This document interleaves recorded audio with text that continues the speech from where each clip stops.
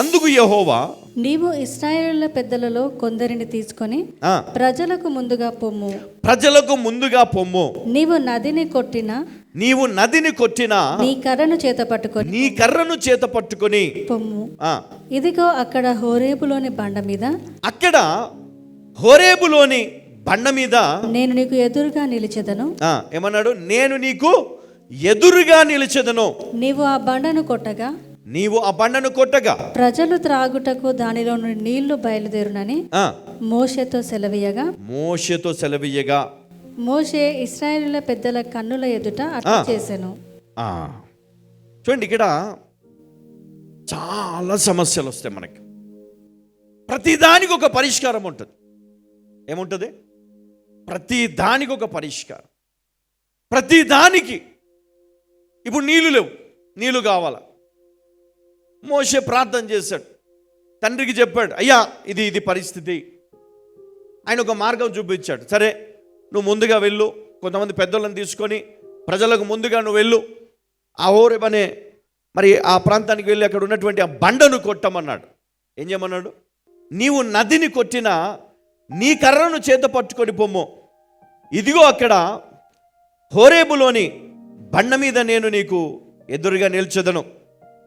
నీవు ఆ బండను కొట్టగా ప్రజలు తాగుటకు దానిలో నుండి నీళ్లు బయలుదేరునని మోషేతో సెలవీయగా మోషే ఇశ్రాయేలు పెద్దల కన్నుల ఎదుట అట్లు చేసెను.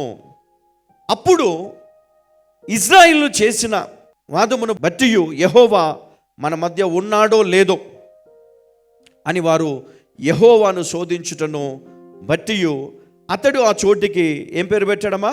2 పేర్లు పెట్టాడు. మస్సా అనియు మెరీబా అనియు పేరు పెట్టను. మరి ఇక్కడ మార్గం ఉందా?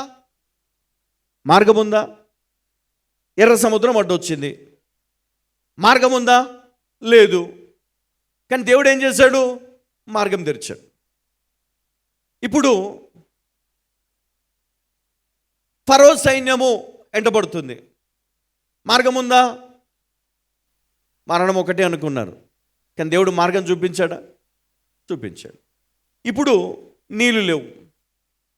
మరి దేవుడు మార్గం చూపించాడా? మార్గం చూపించాడు. నీళ్ళు ఇచ్చాడా? ఎంతమందికి? 20 లక్షల మందికి నీళ్ళు.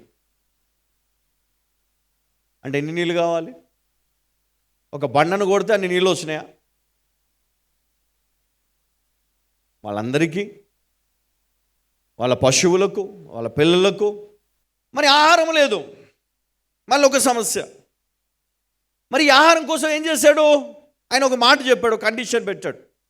ఉదయం 6:30 లోపు మీరు ఏం చేయాలి? తినేసేయాలి. కొంతమంది ఏం చేశారంటే కొంత దాచుకున్నారు. ఆయన ముందే చెప్పాడు, ఏమైపోతుంది? అది పాడైపోతుంది, కరిగిపోతుంది. దేవుడు చెప్తాడంట, అమ్మా ఇది ఇంతవరకే,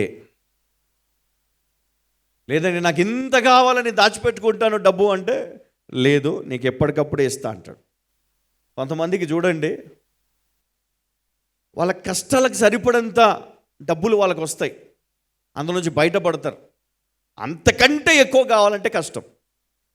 దానికి ఒక సమయం ఉంది కదా.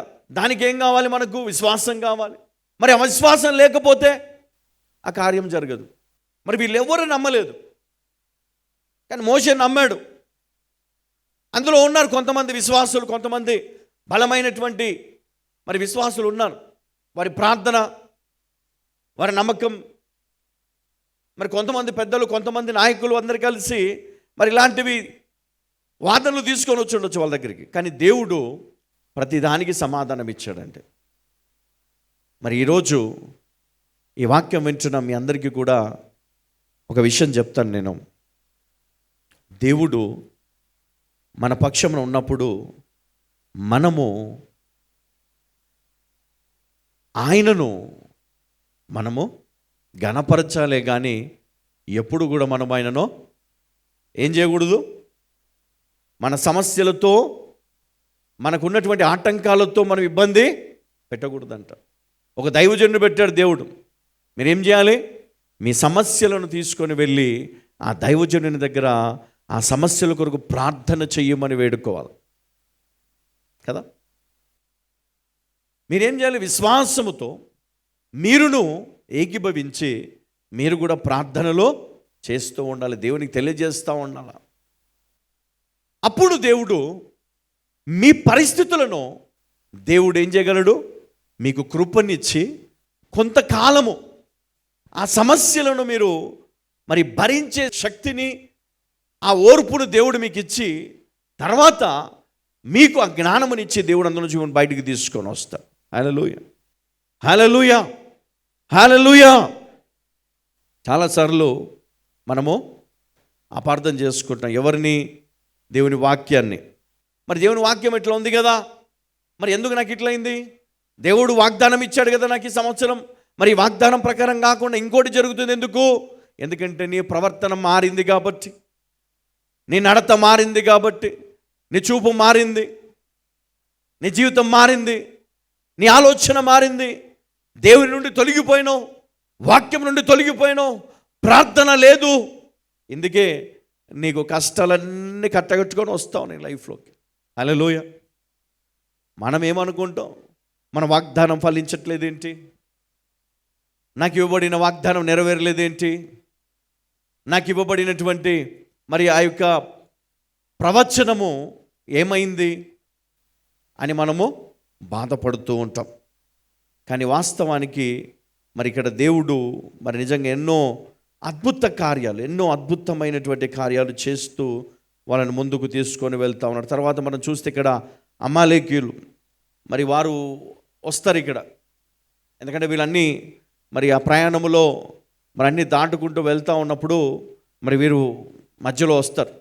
మరి ఇక్కడ కూడా ఒక గొప్ప విజయాన్ని దేవుడు మరి వీరికి అనుగ్రహిస్తాడు. మరి ఈరోజు మన జీవితంలో కూడా ఎన్నో సమస్యలు మనం చూస్తున్నప్పుడు మనం భయపడుతూ ఉంటాం కదా. చాలాసార్లు మనం భయపడిపోయి మరి వాటికి దూరంగా సమస్యలను చూసి ఇల్లు షిఫ్ట్ చేసుకుంటాం, సమస్యలను చూసి ఉద్యోగం మారుతాం, సమస్యలను బట్టి ఎన్నో ఇబ్బందులను బట్టి మనం అక్కడి నుంచి పారిపోవడానికి ప్రయత్నం చేస్తాం. కానీ అక్కడ ఉండి వాటిని మనము జయించే ప్రయత్నం చేయం కదా, తప్పించుకోవడానికి చూస్తాం, తప్పించుకోవడానికి, లేదా ఆ సమస్యని ఇంకొకరి పైన రుద్దేస్తాం కదా.